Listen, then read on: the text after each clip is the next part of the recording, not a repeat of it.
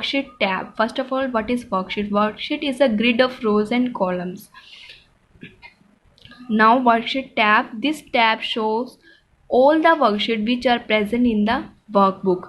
Workbook is what? Workbook is a collection of worksheet, and worksheet is a single page, and workbook is an entire book.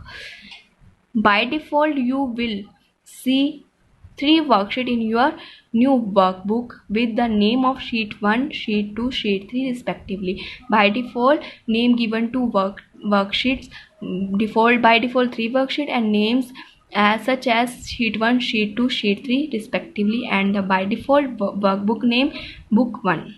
Next is status bar. It is a thin bar at the bottom of the Excel window. Status bar is used to show the status of the worksheet, like total number of sheets, sheet number, etc. Next is formula and chart.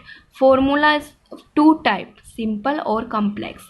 Simple formula used to perform single function, and complex formula used to perform various functions. Simple for performing single operation, and complex for performing a range of function, means group of functions. A function in MS Excel always begin with an equal to sign. Most important line, a formula always begin in MS Excel with an equal to sign. That tells Excel that succeeding characters constitute a formula.